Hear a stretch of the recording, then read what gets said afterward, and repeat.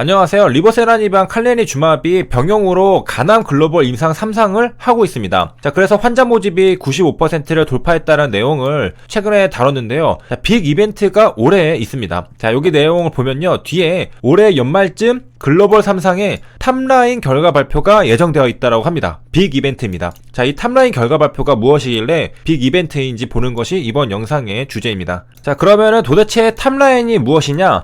탑라인은 임상 성공 실패 여부를 알 수 있는 지표 데이터를 말합니다.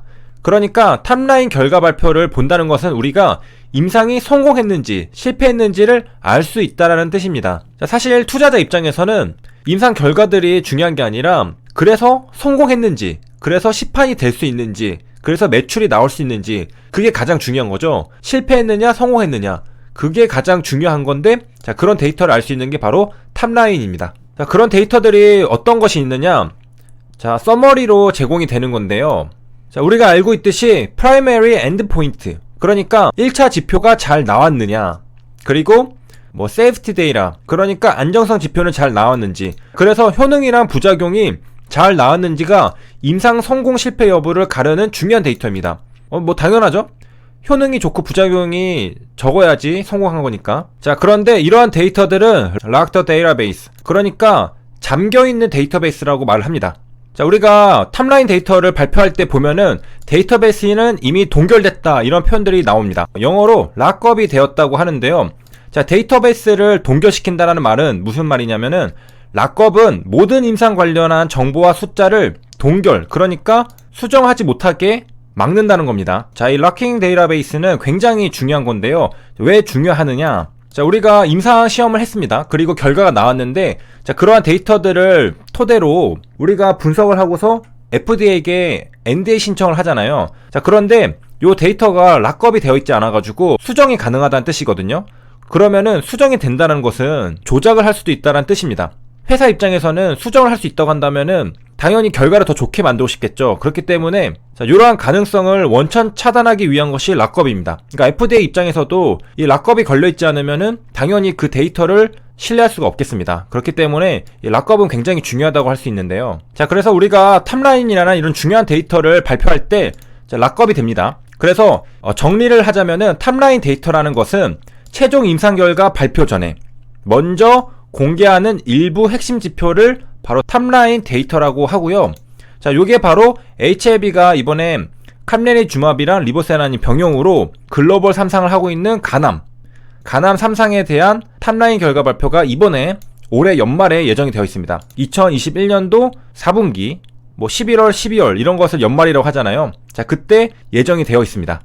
자, 그리고 탑라인 발표는 HLB 주주라면은 한 번은 알고 있고 그리고 겪어봤던 그런 사건입니다. 자, 2019년 6월 27일 6.27 사태라고 하죠. 이때 바로 위안 글로벌 임상 3상 결과가 탑라인으로 발표가 되었습니다. 자, 이 기사는 장전 8시 14분에 나온 건데요. 자, 그리고 이제 다들 기억하시겠지만은, 자, 여기 보면은 6월 27일 목요일에 탑라인 발표가 있었고 하한가로 갔습니다. 자, 그 다음날까지도 충격이 가시지 않았었는데요. 자, 이때 HLB가 발표했던 게 탑라인이고요.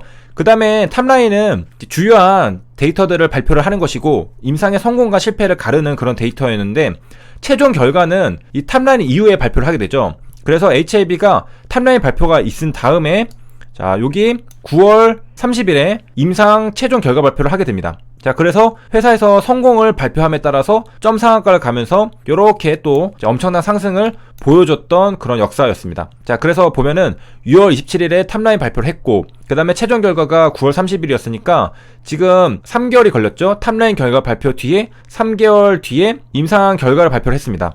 자, 그런데 결과는 정반대였죠, 완전히. 자, 그래서 6월 27일에는 탑라인 발표가 임상 실패다라고 규정이 되면서 시장에서 충격이 있었던 것이고요. 9월 30일에 회사에서 최종 발표를 할 때는 성공이다라고 해가지고 주가가 이렇게 급등을 했던 것입니다. 그러니까 지금 같은 데이터를 상반된 해석으로 인해가지고 이렇게 급락과 급등이 있었습니다. 자, 그리고 요 당시 탑라인 발표 때 주가를 보면요, 그 시가가 1.8%로 떴었습니다. 여기 보면은 시가가 플러스에서 시작을 했었거든요. 자, 그리고 이제 복습 차원에서 한 번 더 이제 보면은, 자, 이때 그 장전에 어떻게 기사가 나왔었냐면은 OS랑 PFS를 확인했다.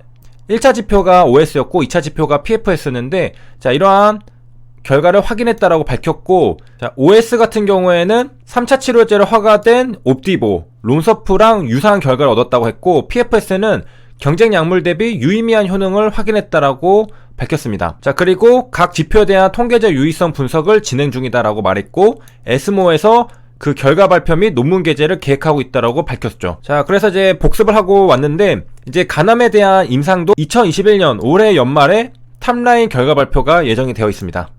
자, 그래서 중국에서 리보세라닙이 이번에 간암 치료제로 승인을 받았죠. 그리고 캄레니주맙은 항서제약이 보유하고 있는 파이프라인 훌륭한 약 중에 하나입니다. 자, 그래서 리보세라닙 캄레니주맙의 이 병용 결과가 우수할 것이라고 우리가 좀 기대를 해볼 수가 있겠고, 그렇기 때문에 요 글로벌 3상 탑라인 결과 발표가 기대가 되고 있습니다. 자, 그리고 저번 시간에 디스털 골보다 프록시멀 골이 더 좋다고 했죠. 그러니까 더 멀리 있는 목표보다는 더 짧은 목표를 세우는 게 성과를 더 잘 낸다라는 것을 살펴봤습니다. 자, 여기 이제 재밌는 게 있어가지고 제가 가져왔는데요.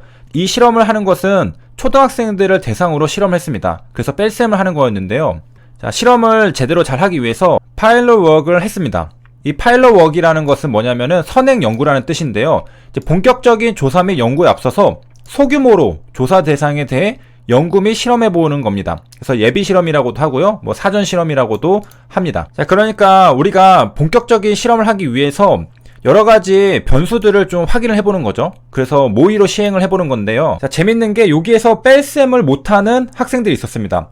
자, 이 학생들은 아주 충실하게 전적으로 잘못된 방법으로 이제 뺄셈을 했기 때문에 결함이 있었던 건데, 이거 저도 초등학교 때 그랬습니다. 물론 저는 한 번만 그랬지만은, 제가 초등학교 저학년 때인데 그때 기억나는 게, 제가 이제 덧셈 배우고서 이제 뺄셈을 배우는 날인데, 저는 큰 거에서 작은 거 빼는 것만 알았거든요. 그래서 선생님이 이제 화면에 그림을 띄워주고서, 자, 여기서 이걸 빼면은 몇 했는데, 자신있게 저는 2라고 말했는데, 제 옆에 다른 애들은 전부 다 앞에 마이너스를 붙여가지고 마이너스 2라고 하는 겁니다. 그래서 마이너스 2? 저는 그 당시에 아직도 기억이 나는 게, 정말로 당황해가지고 진짜 엄청 혼란스러웠던 게 기억이 납니다.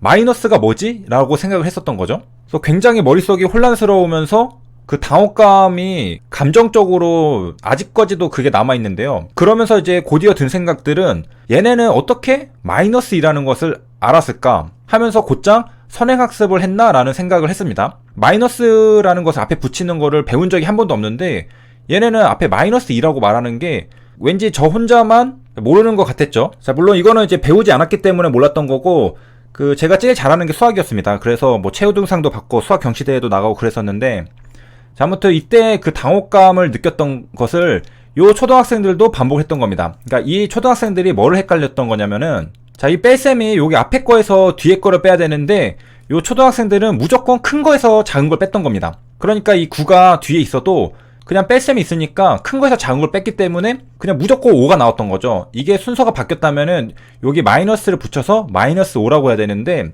자, 그런 부호 상관없이 큰 거에서 작은 걸 빼는 것을 계속해서 지속적으로 반복을 했다는 겁니다. 자, 이런 초등학생들이 있었다는 건데, 제가 딱 이랬습니다. 그래가지고 굉장히 반갑고 신기하고 나만 그랬던 게 아니구나 라고 생각했고요.